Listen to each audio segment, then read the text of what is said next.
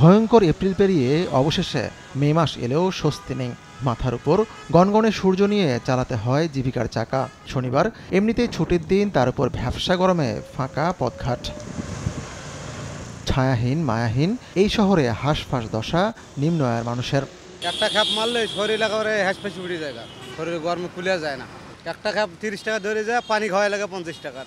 এবার অনেক বেশি গরমটা ভাই। আমরা গরিব মানুষ, গরম পড়লেও কাজ করতেই হবে, পেটের দায় কাজ করতেই হবে। কষ্ট তো ভাই না করলে খামু কি, পেটে তো খাদ্য দিতে হবে। কথা ছিল মে মাসের শুরুতেই বৃষ্টি হবে সারা দেশে, কিন্তু গত 4 দিনে রাজধানীতে বৃষ্টি হয়েছে মাত্র একদিন, সেটিও ক্ষণিকের জন্য। তাই বৃষ্টির জন্য হাপিত্যেশ নগরবাসীর। এই গরমে জ্যৈষ্ঠ মাসে আগ থেকে পরে তার তুলনায় এবার গরমটা একটু বেশি, অত্যন্ত বেশি। সামনে কি হয় এটা বলা যাচ্ছে না, তো বৃষ্টি হলে সবার জন্য প্রশান্তি, তো বৃষ্টির প্রত্যাশা। আল্লাহর রহমত ছাড়া তো সম্ভব না। আল্লাহর রহমত হলে হয়তো, আল্লাহর রহমত করলে হয়তো বৃষ্টিপাত হইতে পারে। কংক্রিটের নগরে গাছ নেই, ভালো নেই প্রাণ প্রকৃতি, তবে এখনো কিছু মানুষ এগিয়ে আসছেন মানুষের জন্য। গাছপালা কাটার কারণে বা আমরা গাছ রোপণ খুব কম করতেছি, এইসব কারণে হচ্ছে হয়তো বৃষ্টি বা তাপমাত্রা বাড়তেছে, আর বৃষ্টির পরিমাণ হয়তো এই জন্য কমে যাচ্ছে।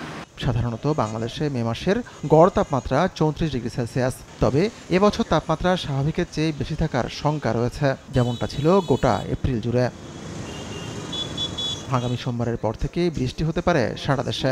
আবহাওয়া অফিসের পূর্বাভাস বলছে শনিবার রাতে ঢাকায় বৃষ্টির সম্ভাবনা রয়েছে।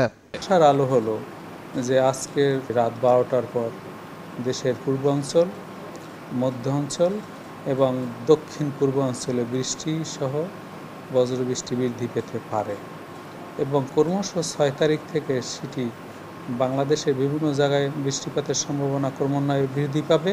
মে মাসে গড়ে 13 দিন বজ্রঝড় হয়, সুতরাং আমরা মনে করি যে এইবার মে মাসে বজ্রঝড়ের সংখ্যাটা স্বাভাবিক হওয়ার সম্ভাবনা রয়েছে।